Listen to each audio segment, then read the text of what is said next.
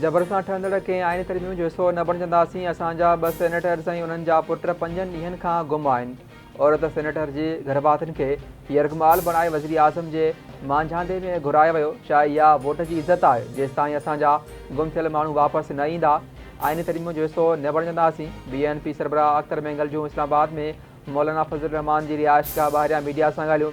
संदसि चवणु आहे त कहिड़ी मुसीबत अची वई आहे जो राति पेट में तरमीम करणी पइजी रही आहे। अहिड़ी कहिड़ी तरमीम आहे जंहिंखे पब्लिक करण खां पाण हुकूमत खे शर्म अची रहियो आहे। आइनी तरमीम ॻुझो दस्तावेज़ नाहे हूंदो। हर शहरीअ खे आइनी तरमीम बाबति ॼाण रखण जो हक़ आहे। सवाल इहो आहे त हिन आइनी तरमीम जो ख़ालिक़ केरु आहे? छा हुकूमत आहे या अपोजिशन या के ॿियूं क़ुवतूं? उहे क़ुवतूं जिन हमेशह आइन खे ख़तरो रहियो आहे।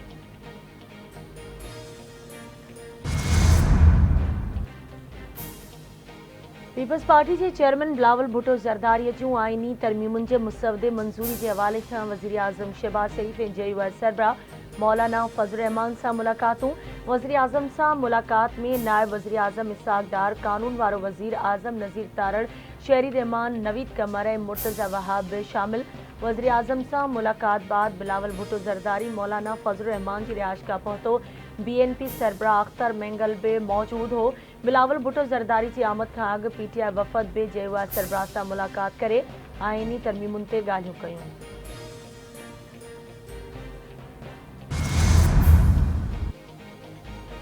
आइनी तरमीम ते बिलावल भुट्टो ज़रदारी जी वज़ीर आज़म शहबाज शरीफ सां मुलाक़ात थी आहे। कोशिश आहे त आइनी तरमीम ते मुकमल इतफ़ाक़ कयो वञे। सियासी मुशावरत जो अमल जारी आहे। समूरनि स्टेक होल्डर्स खे गॾु खणी हलणु चाहियूं था। ॿिया ऑप्शन बि मौजूदु आहिनि, पर इतफ़ाक़ राय सां अॻिते वधणु चाहियूं था। इतलात वारे वफ़ाक़ी वज़ीर अताउल्लाह तारड़ जूं इस्लामाबाद में नून लीग अॻुवान हनीफ़ अब्बासी सां मीडिया सां ॻाल्हियूं।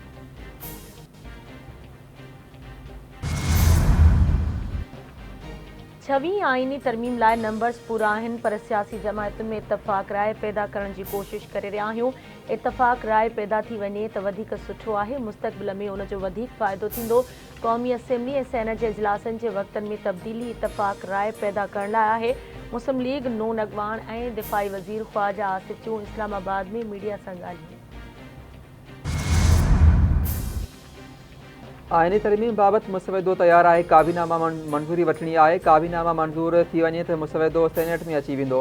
इतफ़ाक़ राय पैदा करण जूं कोशिशूं करे रहिया आहियूं। तेरहीं तरमीम खां पोइ रिवायत रही आहे त आइनी तरमीम समूरनि सियासी जमातुनि जे इतफ़ाक़ राय सां थिए। मुस्लिम लीग नून जे सेनेटर इरफान सिद्दीक़ी जूं इस्लामाबाद में मीडिया सां ॻाल्हियूं।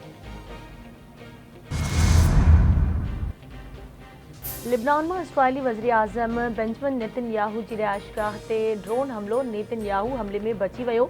आलमी मीडिया मूजिब इसराइली फ़ौज दावा कई है कि लिबनान में लॉन्च कल ड्रोन तल अबीब के उत्तर में वाक़े कैसरिया में नेतन्याहू की रिहाइशगाह के निशानो बणायो। हमले वक्त इसराइली वज़ीर आज़म ऐं संदसि ख़ानदान रिहाइशगाह ते मौजूद न हो।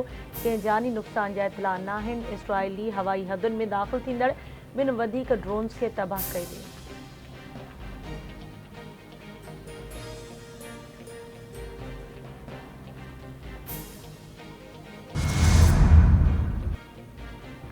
सिक्योरिटी फोर्सेस जो बलूचिस्तान के इलाके पशीन में ख्वारिजन खिलाफ ऑपरेशन। ISPR मूजिब ऑपरेशन दौरान 5 ख्वारिजन के गिरफ़्तार किया वियो।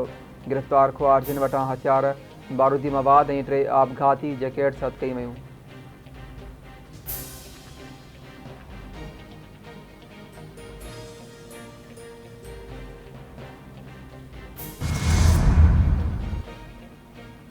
मुल्क में आइनी तरमीम जो मामलो गंभीर थींदो पियो वञे। हुकूमत मर्ज़ी जा जज ऐं मर्ज़ी जा फ़ैसिला चाहे थी। हुकूमत आइन में हथ चरांद करे रही आहे। मुसवदो हिक खां पोइ ॿियो अचे थो। हुकूमती दबाव सां पंहिंजो फ़ैसिलो ऐं ख़रीद विकिरे जो सिलसिलो शुरू थी वेंदो आहे। असां छवीं आइनी तरमीम खे रद्द करियूं था। जमायत इस्लामी जे अमीर हाफ़िज़ तैमूर रहमान जी लाहौर में प्रेस कॉन्फ्रेंस।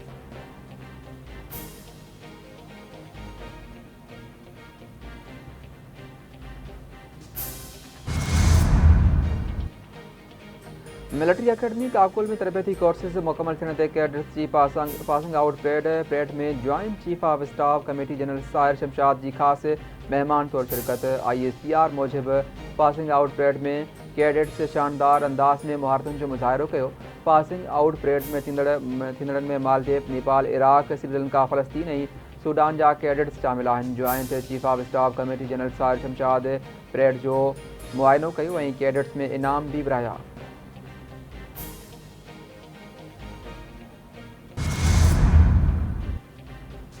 ऐं कराची के लियारी के इलाइक़े ली मार्केट ज़ैनब आर्केड जे रिहायशी फ्लैट मां हिक नींगरी समेत 4 औरतुनि जा गलो कपियल लाश बरामद। मारियल औरतुनि में अलीना, मदीहा, आयशा ऐं 51 वरनि जी शहनाज शामिल। पुलिस मूजिब चइनी औरतुनि खे अलॻि अलॻि कमरनि में गलो कपे क़तल कयो वियो। संदन जिस्म ते तशद्दुद जा निशान भी आहिनि। घर धणी मोहम्मद फारूक ॿुधायो त मारियल औरतुनि में संदसि ज़ाल, धीउ, पोटी ऐं नुंहुं शामिल आहे। वारदात जे वक़्तु हू ऐं संदसि 2 पुट घर में मौजूद न हुआ। घर पहुचण ते दरवाज़ो खड़कायो, जॾहिं को न आयो त पुट अची चाबी सां दरवाज़ो खोलियो। असांजी कंहिंसां दुश्मनी नाहे ऐं नई कंहिं ते शक आहे। घरू वज़ीर ज़ियाउल हसन नजार घर मां 4 लाश हथ अचण वारे वाक़े जो नोटिस वरितो। SSP सिटी खां वाक़े जा तफ़सील तलब।